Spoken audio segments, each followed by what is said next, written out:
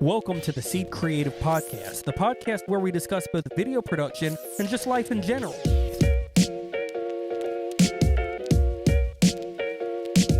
The goal of this podcast is the same as the goal of our business, to make a difference in people's lives. Hello, and welcome to the Seed Creative Podcast. I'm your host, Nick Golden. This is George Edmondson. Howdy doody. It's like you might not even know us at this point, but we this week are talking about basically kind of like a mixed bag of everything. There's been a lot of stuff going on, and we're going to go in kind of an interesting order because we're going to have Jacob join us as well here on Zoom. We're testing out our lovely new studio and our Zoom capabilities because we have the ability to see him on a TV. We talked about all this before. But yeah, so first things first, let's talk about our most recent shoot that we went on, our second most recent shoot that we went on for Fox Factory. That's one of our clients, formerly known as SCA Performance. Yeah. Okay. And I guess technically we would call them Black Widow trucks. Black Widow trucks. Yeah, it's built like at Fox Factory. It's Fox Factory is like the parent company. Okay. Black Widow trucks is like the people that we're shooting for specifically. But yeah, I mean, the shoots were pretty sick. We went 2 different days for about 4 hours or so. Mm-hmm. They're up in Trussville, and yeah, I mean, they are so fun to drive.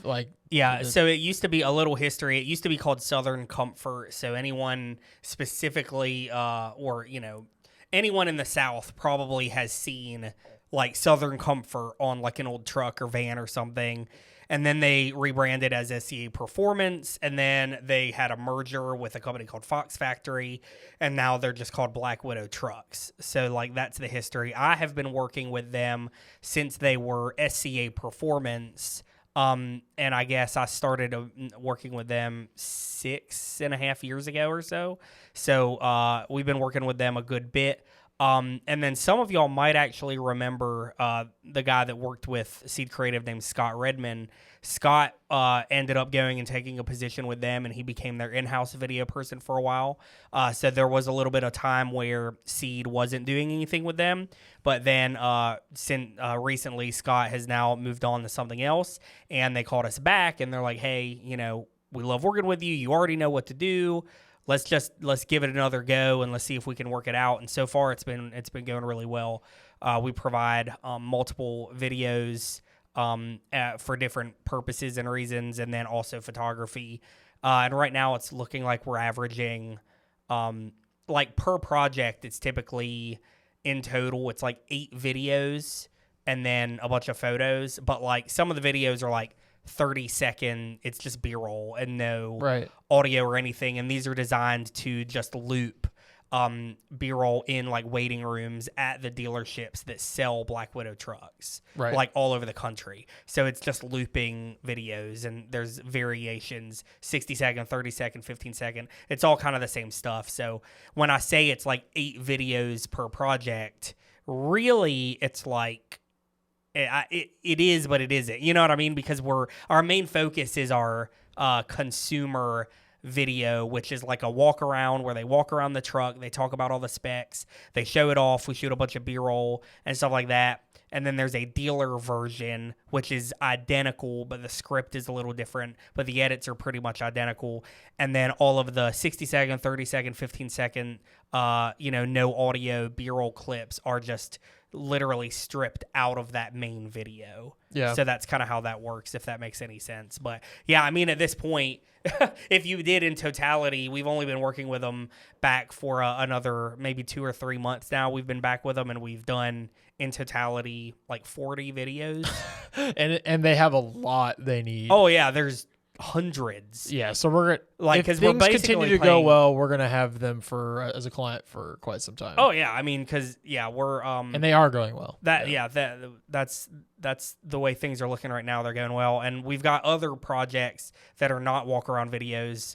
Reagan and Seth, who have been on the podcast before from Uriel Media, they were up there today. They'll be up there again tomorrow shooting for us. So there's also a fun partnership, there between Uriel and Seed. When we can't get up there for whatever reason, Uriel is always there to go and shoot for us in our place. And they've been doing kind of like a secondary style. Like it's kind of like we've split up. Yeah, like Yeah. the videos that they are doing are designed for more of the long form content that we are also shooting for. So it's like we are also doing some long form projects, for Fox Factory, Black Widow trucks, as well as the walkarounds. Yeah. It's just right now, like our focus has been walkarounds and gathering like the high energy B-roll content, and then the stuff they've been doing is more like they're in the shop, like filming time lapses of them building the trucks and stuff like that. So, well, the part that is the most fun about doing these projects is we could do these like driving shots where we're like have two different trucks and we're shooting out of one truck at their truck. Correct. And filming that like the classic like high budget TV show looking shots. Roller shots. Roller shots. And what's the arm called that is like the dream thing to have that the one company that MKBHD has? You know what I'm talking about? Oh yeah, I don't know. I mean, there's what's funny now is they've rebranded. I think it was at one point called a Russian arm or something like that, but they've rebranded it as the Ukraine. Oh, really? Because they were designed in Ukraine. Yeah, anyway, it's like a jib that like hangs off the top of a vehicle or the back of a truck or something. It's motorized. A motorized jib, and then you've got a gimbal attached to it, like a Ronin 2. So essentially, we're trying to replicate those shots without spending $100,000. Yeah, because it's just not in the budget yet. Yeah, so I would say we're getting like 80% of the way there. Yeah, dude, 90. we're doing good. Like you would we just never can't get know. on the ground. Like we can't get the ground. Like if you watch any car commercial that's like a high budget, like Honda or something, they have the camera looks like it's the ground basically. Yeah, like we're not at that level yet, but I am in talks with, which is something that you don't know, but I'm in talks with a manufacturer that has something that they are actually going to send us a demo unit. And he said part of this deal might be that they just give it to us. Ooh. So it's another maybe like a red camera situation on a lower level. But it's essentially something that it connects into the hitch of a vehicle, and then it holds the camera off the hitch on like a vibration plate. So yeah, anyway, it's cool. So then we can get a little bit, more low to the ground, and it's a little safer, to do it that way. So, but right now our main focus is just content, like get them done as quickly and efficiently, but still do it well because they're basically behind schedule on releasing these videos. And that's one of the reasons we came in is to help kind of catch them up. So, well, anyway, another part. So we do that. Another part of the most fun videos is we need drone shots. And on Friday, we had today is Wednesday of the following week. On Friday, we had a pretty interesting situation that occurred. That is an interesting story that Jacob is actually going to jump on here and tell his part of the story of what happened to Jacob's drone and is it okay now? It's one of those classic drone stories. So sweet. Let's get him on and we'll talk about it. Let's do it. All right, Jacob Cantrell. Hello. You're on the podcast. Hey guys, what's up? This is sick. Glad to This be here. works so good. Yeah. You're so big and large in our face right now. Yeah. Jacob, big and large. So will you tell us, so we had just told the listeners that basically we had some sort of drone incident and we want you to explain it from your perspective. They don't know anything about what happened. So start from the beginning. Do we have any of the proper assets to tell this story, or do I need to have some of those pulled up too? Oh, you mean the we'll video get to file? that. We'll just get to that. Okay, we'll yeah. You don't have to pull it up. Just talk about it. I'll put it over. Cool. I gotta earn some sort of work today. I can't let the sumo do all the work for me. So, anytime that I work for Seed, I usually bring a lot of my gear, and all I hear is, "Oh, don't touch Jacob's gear. Jacob's weird about his gear." Da, da, da, da, da. So today, or that day, last week, we were shooting a video, and I was driving a vehicle, and I asked the guys, I said, "Hey, who wants to fly the drone? Y'all want me to do it? Y'all want to do it?" George goes, "I want to do it." I said, "Okay, whatever." So I start driving the truck. I'm on the phone. We're relaying information, so I know where to go. They know what shots to get, whatever. And next thing you know, George in the calmest voice is just like, homie, it's in a tree. Homie, it's in a tree. And I'm like, okay. All right. said, At first, call I'm me? like, No, homie, it's in a tree. Oh, I said Homie. homie. Oh, okay. yeah, that sounds like something you would say. Yeah. But at first, I'm like, all right, well, we'll get it out.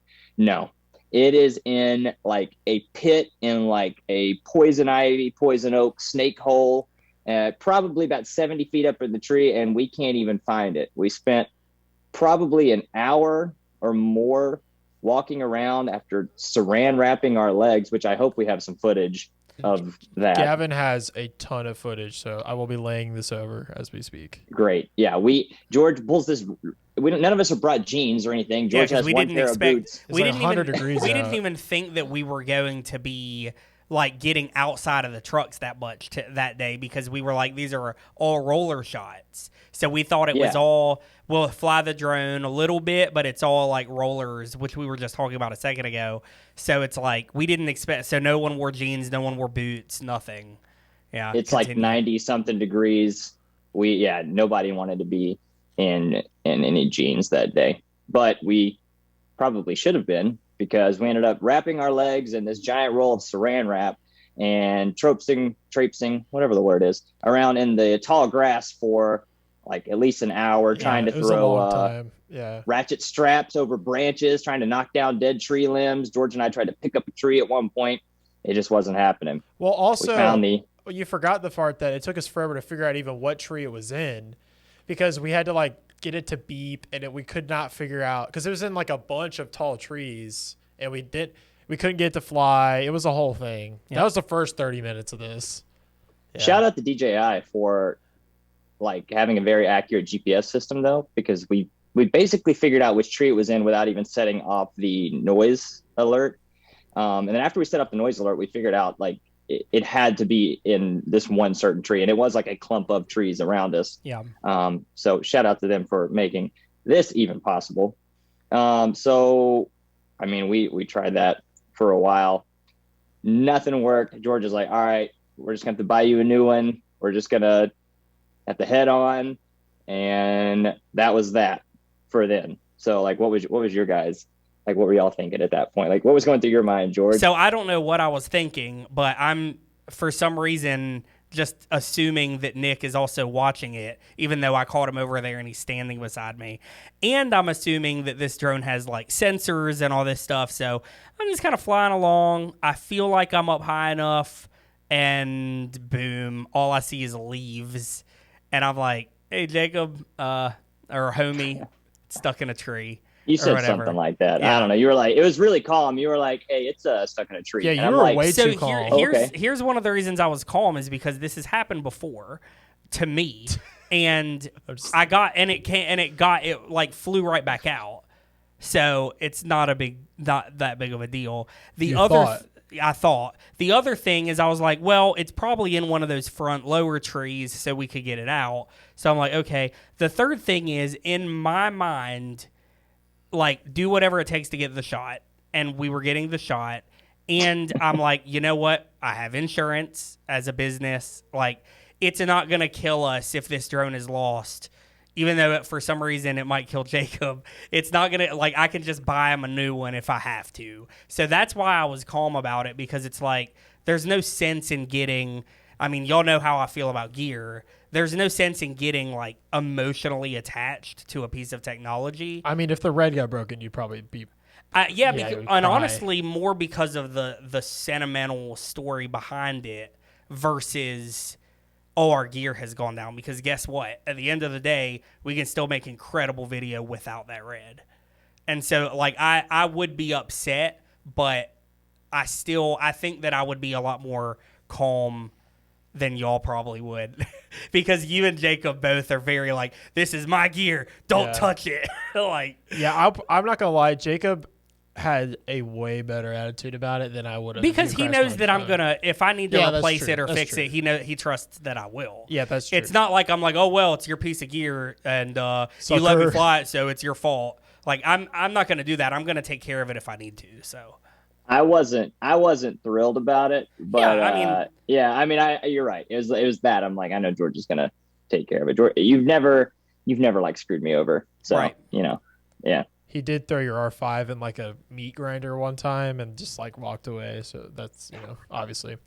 Also, Well, it came out of that without a scratch then, because I've never noticed. Yeah, I know. It's pretty slick. It's just a camera. That's how I look at it. It's just a drone. It's not.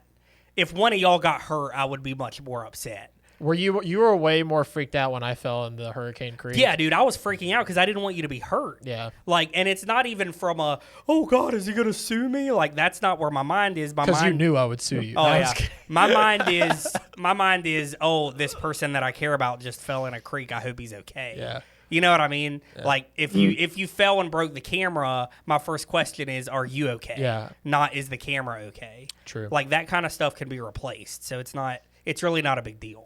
But Crap gets broken and blown up all the time. It's just whatever. I will say for the record that on Tuesday I flew 2 of Jacob's batteries full. So it's like, 45 minutes through trees, no spotter. Well, for like half of it effortlessly. So. Well, dude, if I have a spotter or if I'm watching my drone, I'm good. It's just I don't know. For some reason, I thought I had a spotter and I didn't. I mean, again, that's on me. George's like exact immediate quote was something along the lines of like, "Oh man, the sensors, aren't they supposed to stop it?" And I said, "A good pilot knows never trust those sensors." I wasn't trusting the sensors. I thought I had a spotter. That's my problem. That it's on me. It's on me. So, well, what happened after this, Jacob? So we try. The drone is invisible but we know where it is. Because you bought a black drone, so it's like we can't see because anything. they made the the black one. Yeah, which is normally, like, first of all, I buy like all black equipment all the time. That's like on brand. I love your. But second thing is, thank you. It's so like it's funny because the black drone is way easier to see when it's flying around in the sky versus the white one. But it becomes a huge problem when you get it stuck in a tree, which I didn't ever think of. So I get home that evening and I'm not exactly happy about it. And I call another guy that I do some work with, and just because I had another shoot the next day, and he has a Mavic 2 Pro.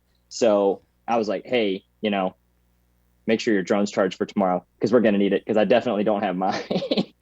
And he was like, man, one time I got my drone stuck in a tree and I just called a tree service, and the dude like came in, backed his truck up, climbed up there and pulled it out. And I was like, a tree service? It's a great He's like, idea. yeah.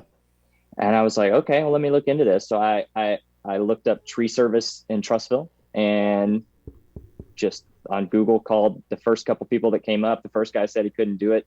And then the second people I got in contact with, shout out to Denson Tree Service, my boy Kyle, on it immediately. I called, I got on the phone with him, and within like 5 minutes, he was headed out to the spot. He didn't even ask me to come out there. I was able to just provide him like a GPS location, because I dropped the pin on my phone of where it was before we left, and I'd taken some pictures, even like circled where it was. Like, we think it's in this tree up here. Yeah. I can't see it. I hope it is. We heard the beep, so it's on you, man. Go out here and climb this tree. And he's like, man, I know that area super well. I'm going to go out there, check it out. I'll give you a call when I'm there, just to make sure I'm in the right spot. So he calls me. I'm like, yeah, you're going to drive over this little hill, and it's not going to be the first tree, but we think it's in the second tree. You should be able to line it up with the picture. Probably see where we like matted down all the grass trying to go and rescue it. And he texted me back within like 5 minutes of being there, goes, I found it. And my first thought is like, how did you already find this tree? Because he didn't have the drone in the tree. He didn't have the beeping or the drone or the GPS other than what you sent him. Yeah. Yeah. And we looked for it for like an hour and could never even lay eyes on it. He found it like that. So I guess that's just the tree service guy instincts that he had in him. But like an hour later, he sends me a text and it's a picture of my drone. It's like, hey, is this it? And I'm like, yeah. No, that's the other drone in that tree. How random would it be if that was a different drone? It's like the same one. He sent me a picture that had like my FAA number affixed to it. So yeah, I was like, oh, that has to be it. But it had like pretty minor damage. I ended up getting it back that same night. I was like almost an hour away from where it got lost at. And he was like, well, I'm actually coming down to your area tonight if you want to just meet up. met up with them, got the drone right then and there. Honestly, like the best customer service experience. Gonna leave them a great review. If you ever get a drone lost in the Birmingham, Alabama area, you need to give those people a call. Show us the drone. Yeah. But yeah, here's the drone. I don't know how good of. I may have to like send you guys some pictures or something. The lighting's it's scratched up a little bit. Well, it's not even really scratches. That's just grass. I haven't cleaned it off yet because I figured we were going to do something like this. Okay, so it's actually in better shape than I thought it was. Yeah, that is like just. That's just I don't know if you grass. can see that very well. Wipe it off. Let me see. Let's wipe it off with your hand. Give us the white glove test. Oh, it's like the grass got wet. Okay. I'd have to get like Clorox and get it off. But then only other damage, I don't know if you can see that. There's like a crack in that sensor. Oh, man. It's almost like the sensor wasn't working already or something. It's almost like they're not designed to stop a drone flying 30 miles an hour into a tree out of nowhere. I know. And then there's a couple little missing points on the legs in various places. Oh, but it's still like fully flyable. Gimbal works out. The gimbal's in good shape, right? Yeah, the gimbal was like the rubber seal was like popped out a little bit, and I just popped it back in. I honestly just did that a few minutes ago. I didn't even realize it was like that because I haven't inspected it yet because I have a lot of other stuff going on. So my plan is to work on this thing in about a week and just see what's really wrong with it. But you said you did take it off and it flies fine. Yeah. I took it off in the parking lot that night when I got home, and it went off without any hiccups at all. I even let's see here. Yay, we're clapping. Even have all of the blades. All the props none of them broke. Yeah. No scuffs, nothing. So, it's amazing. Sweet. I don't know how it happened. Weird because you would have thought if they're not broken or stuck, why did it not fly out of the tree? Yeah, but who knows? Maybe the sensor being cracked was making it bad. Maybe. I don't know.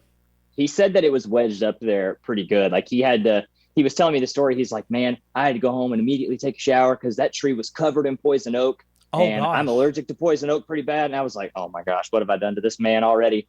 And he was like, yeah, it was like all the way at the top. It was like out on some like outer limbs. And he's like, I went to like go grab it.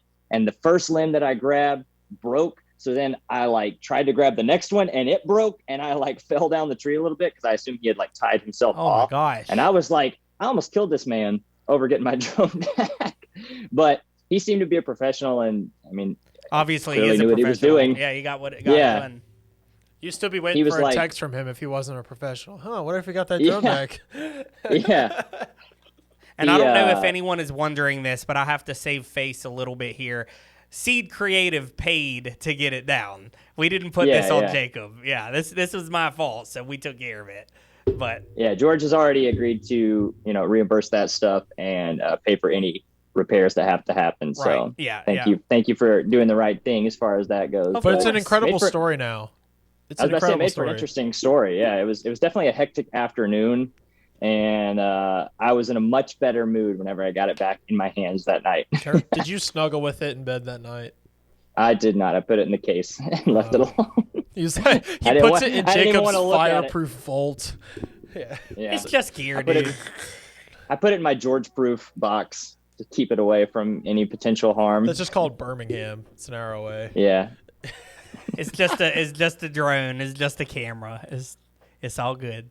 Anyway, well, Jacob, thank you for coming on and telling the tale. Hopefully, I had lots of audio-visual support to this story, so we'll see. Oh, I can send you the pictures that I took and the ones that I sent him that I circled everything. Yes, please do. And and then you'll have the video clip. You'll have to show that. That's a good one. Yeah, it was a great shot leading up to it, and I hope that you use like that little bitty. I'm thinking that we might use the tree as it's going into the tree. Like a reveal? Yes, use the leaves as like a transition or something. It'll be like a fun little, if you're listening to the podcast or like all of us will know. No one else will know, but we'll know, that's when the drone went into a tree. But we'll just disguise it as a transition. That'll be pretty funny. If you could pull that off, I would love to see that. I think that would be a great idea. I mean, it definitely... Just reverse it. It would work. He might have been driving forward, so it would look like he's driving backward. Okay, well, mirror the clip. And then mirror the clip. Yeah, there you go. Big brain. Just break 180 right quick. All right. Well, anyway, we'll talk to you later, Jacob. All righty. Thanks for joining. See you guys. Thanks for having me on. Bye-bye. Okay, well, Jacob Cantrell came on. Always good to hear from him. I have a few more things on our list to talk about that has been going on lately. First things first, George has survived a pretty, what do you call it, traumatic experience? It's just been bad. No, it's Traumatic. absolute trauma. Yeah. And I don't think it's first things first because we just had Jacob on. What do you mean? You said first things first. First things first after Jacob. After Jacob. There's going to be an ad break, so. Oh, okay. Yeah. All right, sweet. Yeah. Yes, so I have been dealing with a kidney stone for about a month. Well, your entire life, apparently. Yeah, I mean, it's been there for years, and it's given me, we never knew that's what it was, and it's given me issues on and off, but it really came down to I really thought I was dying.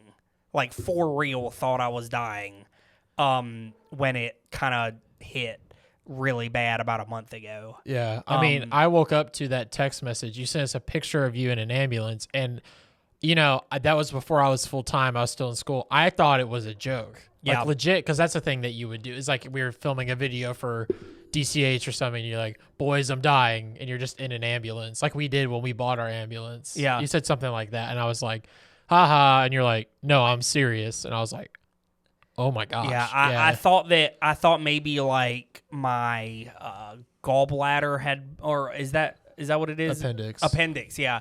I thought maybe my appendix had like burst or something. I didn't know what was going on. I was praying for God to just let me pass out from the pain. I don't want to get too in detail, but it's like it's by far the worst pain I've ever experienced in my life, and I've broken my tailbone skateboarding. Yeah, that's crazy. It was worse than that. And so yeah, I ended up having to take an ambulance ride. They took me down. They were like, "Yep, this is what it is." They measured it. They said it was a 5.7 millimeter stone, which is huge, basically. Yeah, it's giant. And they were like, "You're not going to be able to pass this." And they said, "You can try." So they gave me a bunch of different medicine. They told me to try for like a week or two. Nothing, just horrible pain, having to stay on medicine. Then we finally ended up, I had surgery 2 days ago. So I had surgery Monday to get it removed. And now I'm just dealing with recovery of surgery. Yeah. But yeah, I would absolutely say it was a traumatic experience because I truly thought in the moment, like, this is it. Like, I'm done.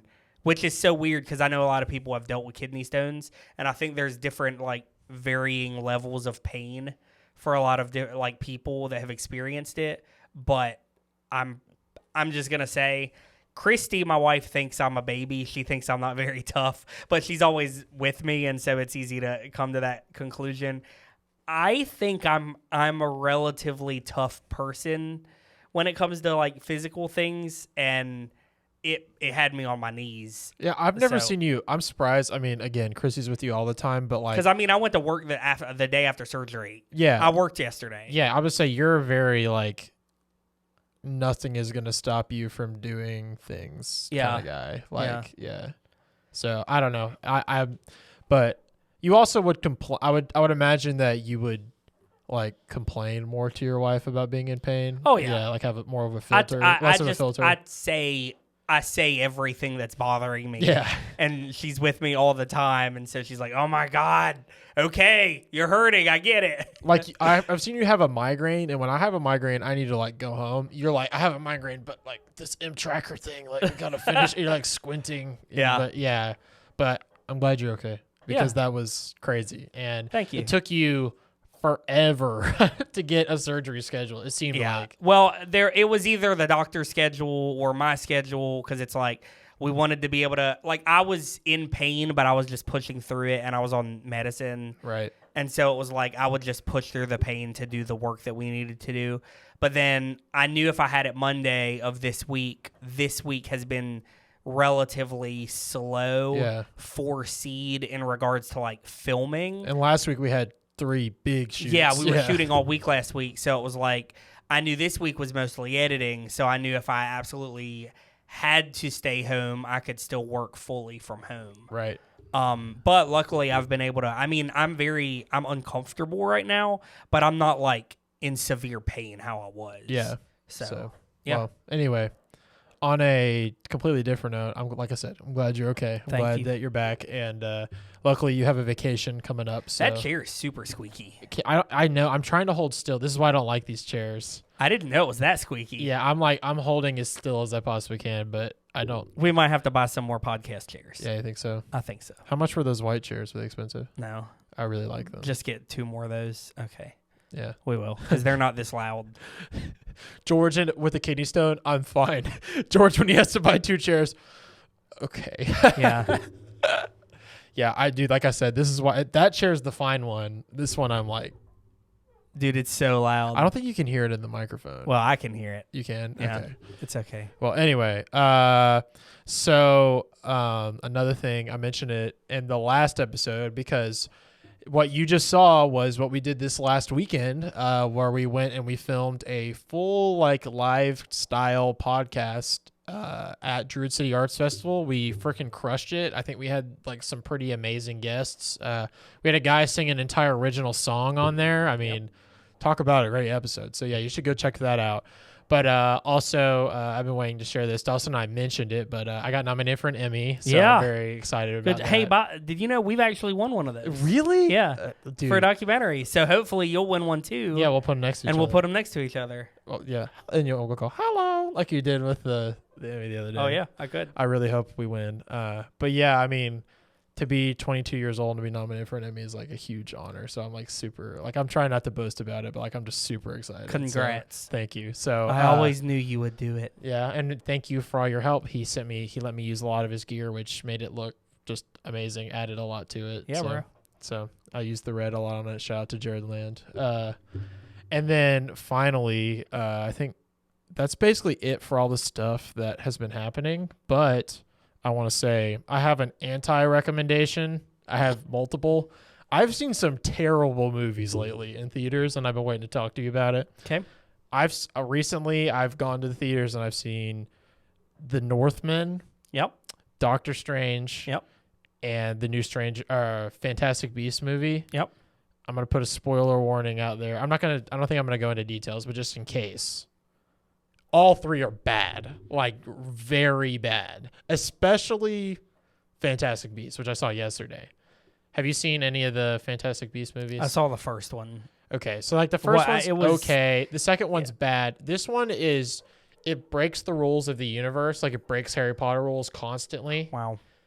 And there's not a good plot at all. Yeah. And they make Grindelwald is the name of the main villain. They make him seem like the worst thing he does in this entire movie is like voter fraud. Like that is his crime. How I'm random. not kidding. Trust me, if you watch it, people are going to be laughing if they've seen it, but it is terrible. One of the worst movies I've ever seen. Luckily, I haven't wasted any time or money on any of those movies. Yeah, so don't. I'm happy. And then Doctor Strange is also bad. Shot on red though, and looks awesome. Yeah, I'm it sure looks it does. awesome. Cannot stress that enough. But the plot is terrible, and it's super like cringy. Also, like weirdly gory. The director, I'm blanking on his name. He like styled it after Rian Johnson. No, that's someone else. It's like Sam. I know what you're talking can't about think of though. his He was name. like a Horror guy. movie. Yeah, he like copied some of his styles, which I Yeah. get what they were going for, but like the script is bad. It's just weird. It's a weird movie, bad. And then The Northmen looked like this awesome movie that I went and saw with some of my film friends, and it also had the most basic plot one of the most basic plots I've ever seen. You know what's gonna have to happen? We're What? just gonna have to make our own movies. I think so. Yeah. Well, hopefully in about 5-6 years we have a backlot that we can do that on. That'd be great. Or we'll have broken ground on a backlot. That'd be amazing. But yeah, I mean, don't waste your money. Don't go see any of them. Instead, stay home and watch Dune. That's Hey, my I have an recommendation. announcement to make. Yeah. Nick Golden is now full time at Seed Creative. That's true. I didn't even think about Yeah. that. Yeah. Congrats. I know. I'm so excited Yay. to be here. He graduated college and had a full time job Monday. Yeah, it's true. Or the Well, I took a Monday week after. off. Yeah. whatever. But Actually, no, I still work some that week. But anyway, yeah. yeah. I'm very glad to be here. Yeah, that was the announcement. Yeah. It's like you're just gonna see him more now. Well, there's not going to be more podcast episodes. No, but just on shoots and stuff. Yeah, it's true. Yeah. So anyway, hopefully we don't lose clients over this. No, I'm just kidding. Anyway, I think that's about it. Like I said, this podcast is kind of all over the place. I hope you enjoyed Jacob's story because I knew as it was happening. This is the way my brain works now is when things are happening, whether they're going good or bad, I'm like, this is great podcast content. So anyway, I knew we had to get Jacob on. Plus, we needed to test it anyway. So thanks for watching. George, you got anything else? One of these days, we're going to get my wife on the podcast. Yeah. I actually don't believe that anymore. You don't? I think we're going to have to like trick her into it somehow. Yeah. Which we should work I'll have on. to just call her and put her on speakerphone. Be like, hey, Christy, how's like your day cut going? every other sentence out because like you're like, well, we probably shouldn't say that on the podcast. Probably. Not that Christy's foul mouthed. No. Just being like, should be like, Ryder failed his test or something. Well, today is the last day of school for my kids, so I'm going to be gone next week. So I don't know what podcasts you have in mind, but Well, it's the one we're going to record in like 10 minutes. Yay! Yay! More podcasts. More podcasts. That was definitely a peak. Oh, I'm sorry. It's okay. That we always end these so weird. I know, because it's hard to end them. It's Yeah. easy to start, hard to end. Yeah. Let's just end now. This podcast was produced by Nick Golden with executive producer George Edmondson, edited by Nick Golden and Gavin Manning. Be sure to subscribe, drop a like and a comment. Tune in every Monday for brand new podcast content, and we'll see you on the next one.